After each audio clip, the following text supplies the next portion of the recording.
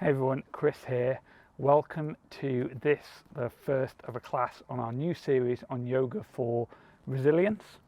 So we're going to be doing one class each day for the month, and it'll all be helping to use yoga to build our resilience. So why do we want to focus on resilience? What is resilience? Well, resilience is the ability to carry on in the face of obstacles, and to have some persistence and some determination, and to be able to not really bounce back but bounce forward when we run into challenges. Now, everyday life is full of obstacles. There are disappointments, there are things not working out, things not going our way, loss, health issues. The world is just generally unfair, unfortunately. And so our ability to not be overwhelmed when things go wrong really equals happiness, right? Like if we're constantly going to be feel sad about things not going our way, not going too well in the world, then we're going to be sad a lot of the time. But if we can find a way to be resilient and to carry on even when things aren't going our way, then we're going to live much happier lives. So how do we build resilience is the next question. Like if we're sold on the idea of being more resilient, how do we do it? Well, self-awareness and noticing our emotional state, so being tuned in to how we're feeling, how we're thinking, not letting ourselves go on autopilot, but really just noticing what's going on inside us is a really core part of that, because then we can change it, we can bring some awareness to that, and we can change our behavior accordingly. We need the ability to cope and manage with stress. So we're going to face a lot of stress, a lot of anxiety in modern life. So how do we deal with that? How do we regulate ourselves? We need interpersonal relationships. We need to have healthy interdependence with other people and have meaningful connection with others. And we need to do some self-care. We need to take care of ourselves in the same way that we would do maintenance on our car. We need to do maintenance on ourselves so that when we in those difficult situations, then we have the reserves, then we're ready to go and we're feeling good. So how does yoga help with all of this? Well, if you've already studied yoga, you'll know that it's more than just the physical postures. So a lot of the time in the West, we might just go to a yoga class and think of it as an exercise class, but if you've studied yoga, you know that there's far more to it than that. So the physical postures, the asanas, are one of the 8 limbs of yoga and an important limb, but there are many others as well. So if we talk about another limb, pranayama, which is breathing, that can really help us regulate our emotions and regulate our bodies. Mindfulness helps us raise self-awareness, and mindfulness is really throughout yoga. And also meditation can really help us generate positive emotions, and we're going to be trying some of that as well. And then if we think about the yoga community and going to classes and workshops, that can really help us build social bonds and give us time away from modern life to do some self-care. And hopefully by doing these classes, that will give you that same opportunity as well. So what are we going to be doing throughout this? If that's what we want to achieve, how are we going to do it in this series of classes? Well, we'll be doing some of the physical postures, the asanas, and for most of the part we're going to be doing them slowly.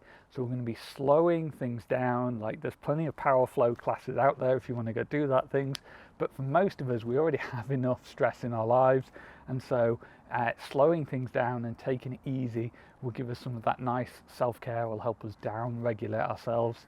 We'll be doing some breathing exercises, some pranayama, we'll be doing some mindfulness exercises, and we'll be doing some meditation as well, and we'll kind of rotate through them as the days go on. So that's what we're going to be doing. Who is this series for? If you're watching it for just tuning in and you're thinking, okay, is this for me? Let me answer that question for you.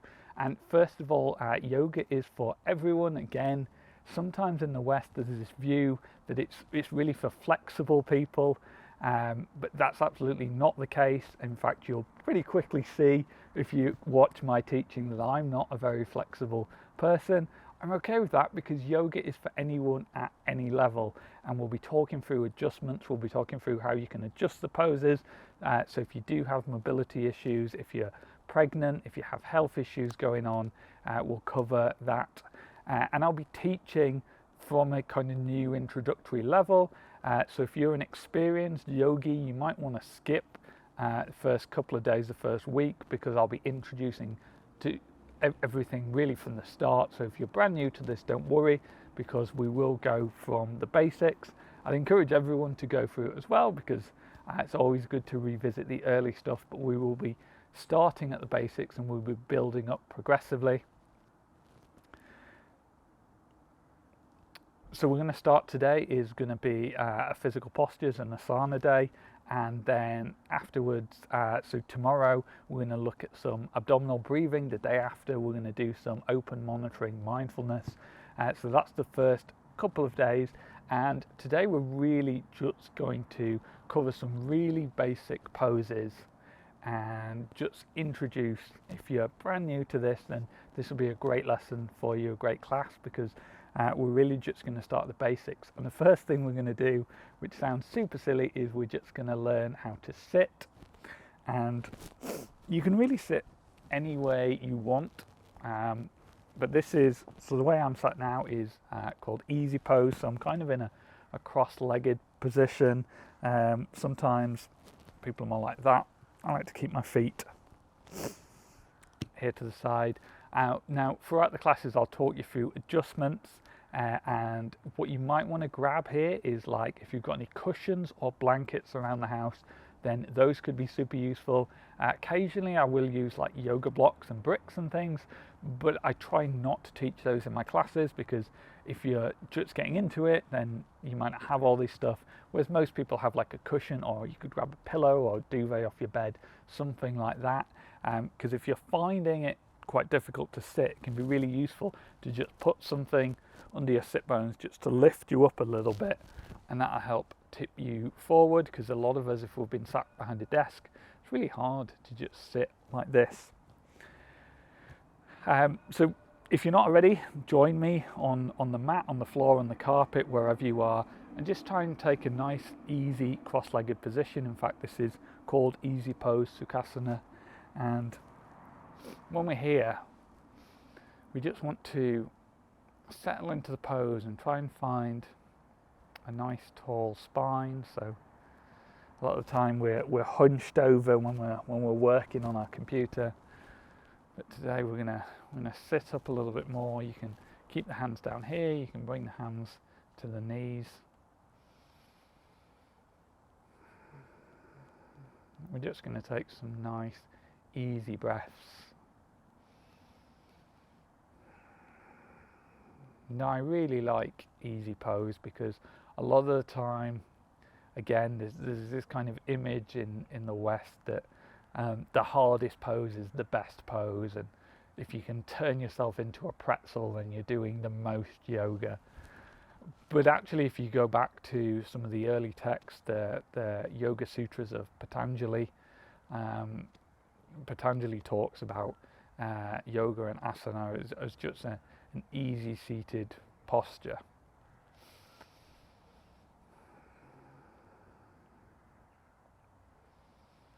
One of the things that I'm gonna reinforce over and over again in these classes is that if you get into this pose and you find actually this is not comfortable, or I need to go grab a cushion, don't just think, oh well, I'll bear it, I'll go through it. Do go grab the cushion. You've got plenty of time. You could pause the video if you want, but just go off and do it. And even if we're moving on by the time you get the position right, that's fine, because then you've learned how that position works for you and how you can use it in future classes, in your personal practice, if you're doing your own practice. It's time well invested figuring out what works for you.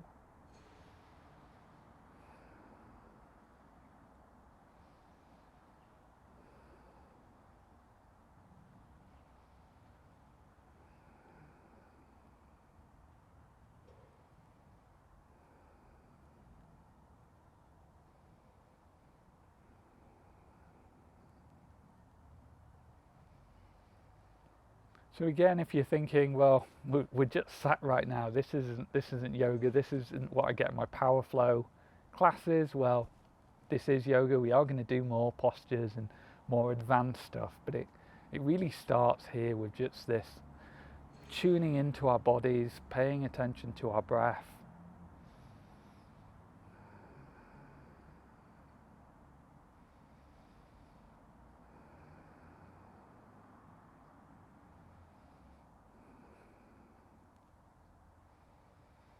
We're going to introduce our first twist into this class. So hopefully you're already joining me in easy pose. I want you to bring your hands down by your side so that they're on the mat, on the floor, whatever you're sat on. And then on an inhale, we're going to raise our arms up above us, and then we're going to twist around to our right. I'm going to mirror you here, so I'm actually going to my left, but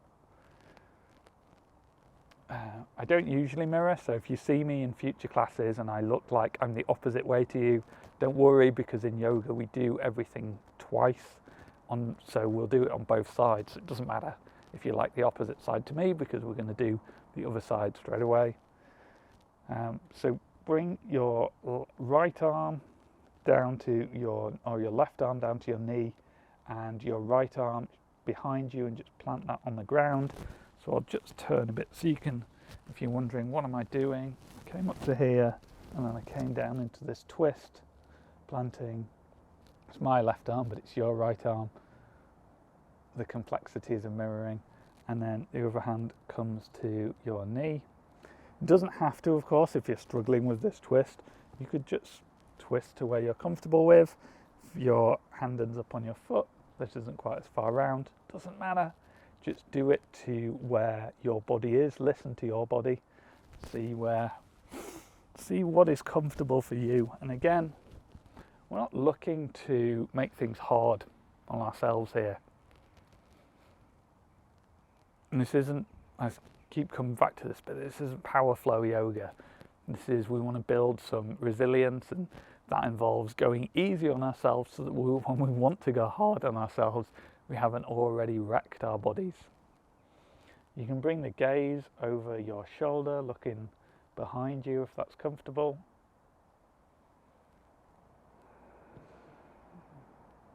And then again, we're just going to breathe here. And as you inhale, can you find any more length in the spine if that's comfortable? And as you exhale, can you deepen the twist anymore? Again, not pushing yourself.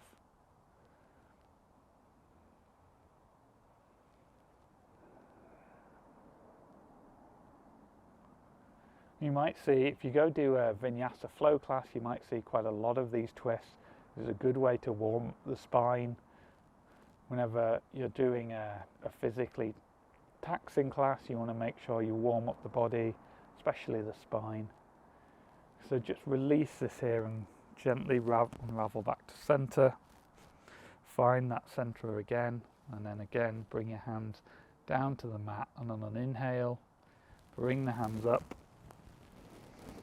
and on an exhale, twist over to your left, planting your left arm behind you.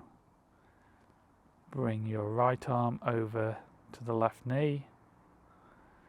Again, I'm doing everything opposite here because I'm mirroring, but really doesn't matter because we're doing everything on both sides. And then bring that gaze over your left shoulder if you like. It's very common to see this kind of twist at the start of a vinyasa flow class because it warms up the spine. But here, this is all we're really going to do. We're going to do a few cat-cows, which I'll talk you through after this.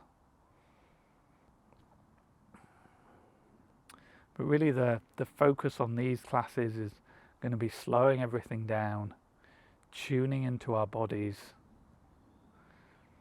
using time rather than intensity to give ourselves a stretch and give ourselves some time away from the fray of the busy world.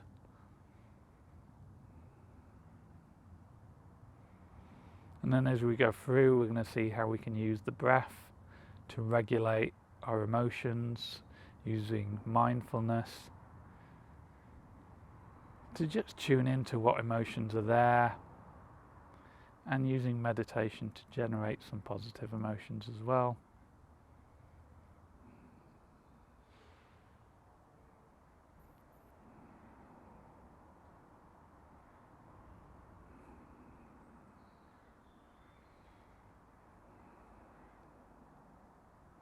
Again, on those inhales, can you grow a little bit taller? On those exhales, can you melt any further into the twist?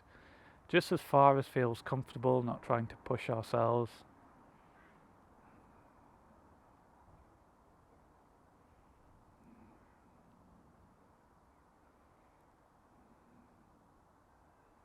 And then we'll unravel again back to our center.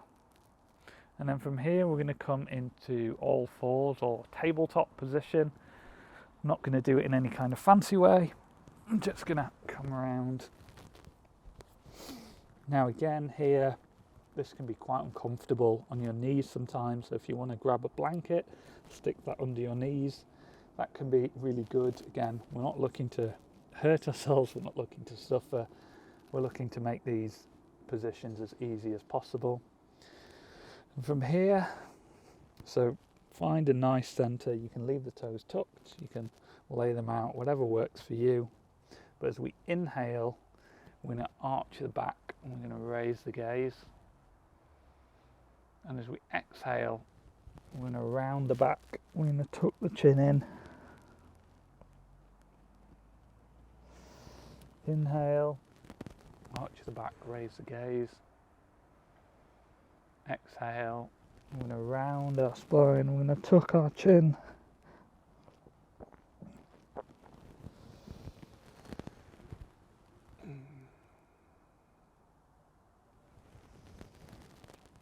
So just in our own breath, inhaling and exhaling slowly between these positions.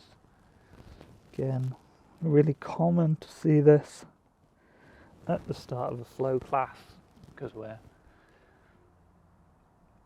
waking up the spine.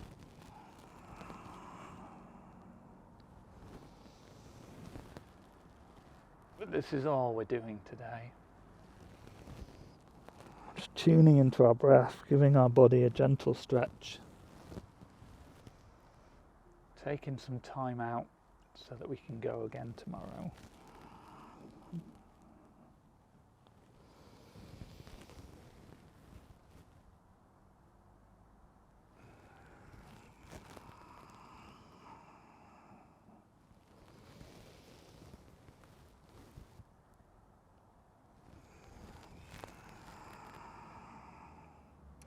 Make this your last one.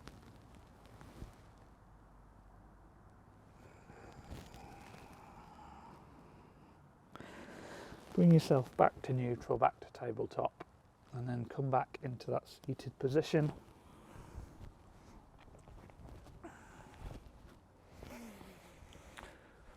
Hopefully you're with us so far, and that was a gentle enough introduction. As I said, tomorrow we're gonna talk about breathing, and we're gonna introduce this idea of abdominal breathing. And the day afterwards, we're gonna introduce mindfulness, and then we're pretty much gonna cycle through. And we'll start adding meditation later on in the month. And in the next asana class, we're gonna look at adjustments and how, if you're struggling with a pose, how you can adjust it, how you can make it easy for yourselves, and then we'll progressively start adding new and different poses in from there. So I hope you're really excited about the next month and joining me on this journey and building some resilience, and I look forward to seeing you in the next class.